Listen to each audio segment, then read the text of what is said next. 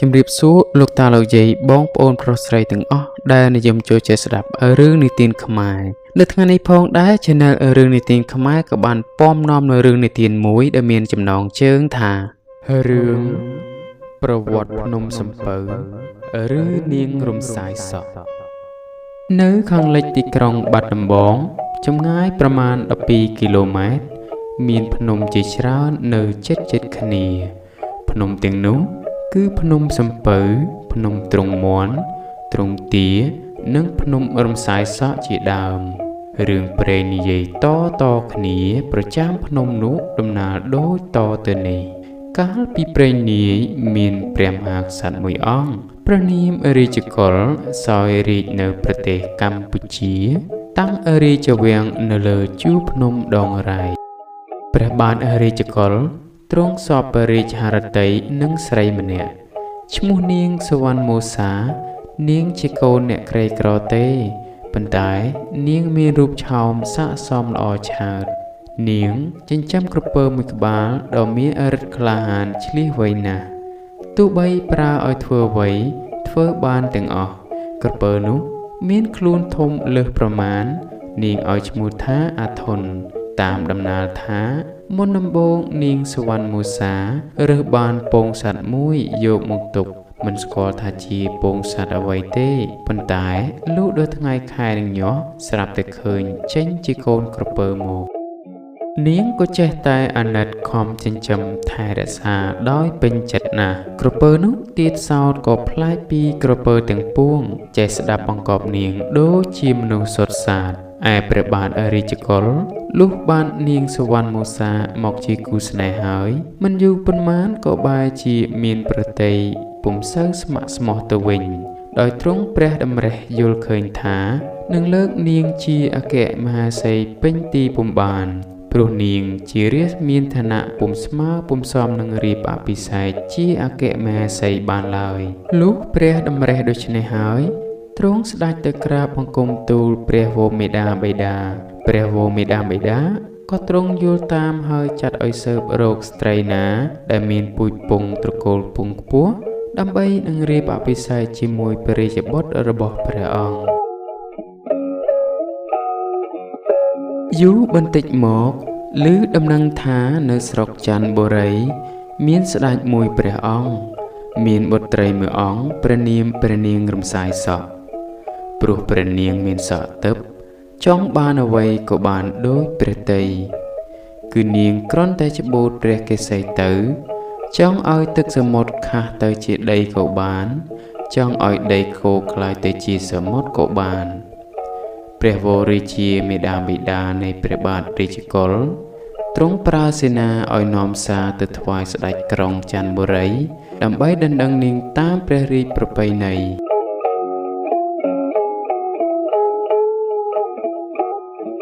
ស្ដេចក្រុងច័ន្ទបុរីក៏ទ្រង់ពុំយល់តោះឡើយទ្រង់តបព្រះយសារមកព្រះវរមេដានៃព្រះបាទរាជកុលថាបើទ្រង់សពព្រះハរតីសូមទ្រង់លើកបណ្ដាការមកចោះសេនាបានទទួលព្រះរាជអង្ការហើយក្រាបបង្គំលាត្រឡប់មកក្រាបបង្គំទូលព្រះវររាជបិតាមេដានៃព្រះបាទរាជកុលវិញសពគ្រប់ដំណើរនោះព្រះបាទរាជកុលទ្រង់បានសន្តាប់ដូច្នេះទ្រង់ក៏មានប្រតិយសោមនស្សពុនពេកទើបទ្រង់បង្គាប់ឲ្យរៀបចំគ្រឿងបណ្ដាការយ៉ាងឱឡារិកទុកក្នុងសំពៅដើម្បីធ្វើព្រះរាជដំណើរចេញទៅក្រុងច័ន្ទបុរីចំណែកនាងសុវណ្ណមោសា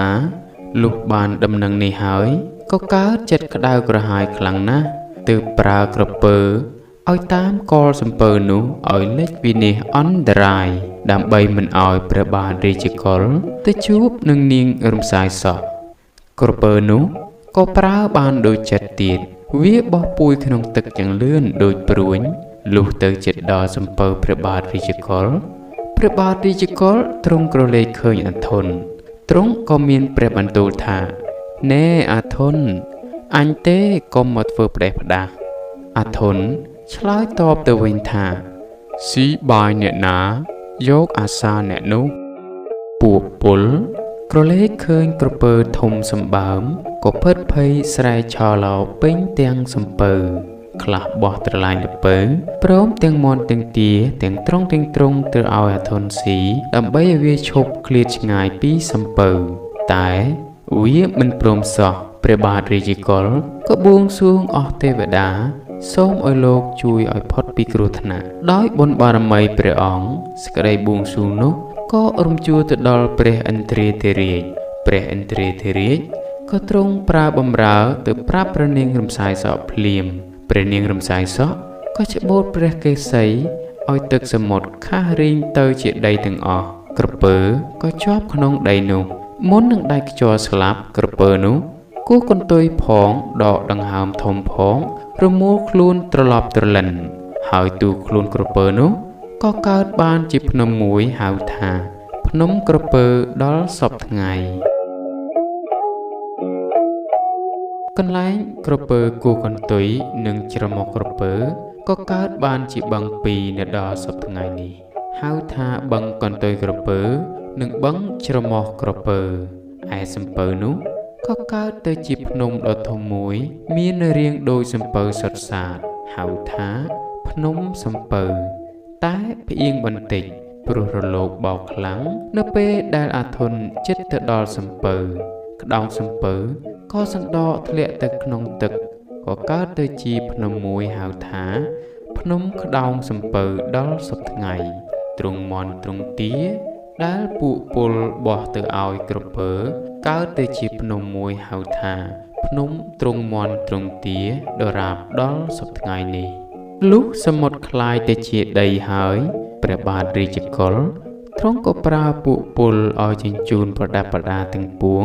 យាងទៅកាន់ក្រុងច័ន្ទបុរីដើម្បីរៀបចំអភិសេកជាមួយនឹងព្រះនាងរំសាយសក់តាមព្រះរាជប្រពៃណី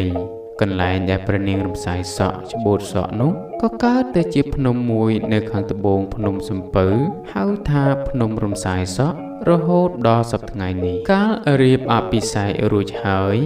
ព្រះបាទរាជកុលទ្រង់នាំព្រះនាងរំសាយសក់ជាអគ្គមហាសីព្រមទាំងពលសេនាជាច្រើនត្រឡប់ទៅកាន់រាជបុរីវិញព្រះអង្គទ្រង់គង់នៅលើដំរីជាមួយព្រះនាងជាព្រះជាយាមានពលសេនាហែហោមជាច្រើនមកដល់ពាក់កណ្ដាលផ្លូវទ្រង់ក្រឡេកទៅឃើញភ្នំសំពៅភ្នំក្រពើទ្រង់នឹកទមនស្សជាខ្លាំងនឹងនាងសុវណ្ណមោសាថាព្រោះតែវាចិត្តអាក្រក់បានជាឲ្យគេស្លាប់វិនាសអស់យ៉ាងនេះព្រះអង្គប្រើសេនាទៅចាប់នាងសុវណ្ណមោសាយកមកសម្លាប់ចោលសេនាក៏ធ្វើតាមរាជបញ្ជាចាប់នាងសុវណ្ណមោសាមកកាត់ក្បាលសងសឹកវិញក្បាលនោះ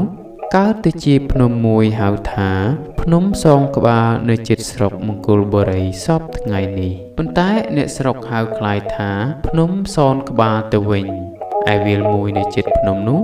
សប្តាហ៍ថ្ងៃហៅថាវាលចិញ្ច្រាំពោះព្រោះពួកសេនាចិញ្ច្រាំពោះវៀននាងចោលនៅទីនោះឯយោនីរបស់នាងសេនាបានអាក្រវែងចោលហើយកើតទៅជាភ្នំមួយហៅថា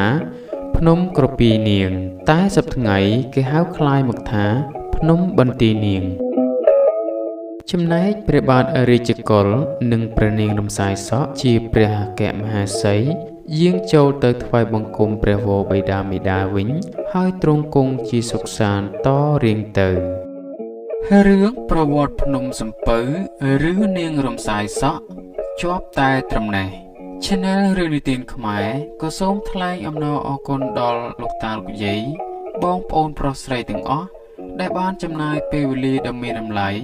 មកស្ដាប់ដល់រឿងនិទានរបស់ Channel យើងខ្ញុំសូមទទួលរាល់មតិរិះគន់ទាំងឡាយដើម្បីកែតម្រូវរាល់ចំណុចខ្វះខាតជាចុងបញ្ចប់នេះបើបងប្អូនចូលចិត្តរាល់ការនិទានរបស់ Channel យើងខ្ញុំសូមជួយ Subscribe Like ឬ Comment ដើម្បីជាកម្លាំងចិត្តដល់ Channel យើងខ្ញុំក្នុងការធ្វើរឿងនិទានផ្សេងទៀតសូមអរគុណសូមជម្រាបលា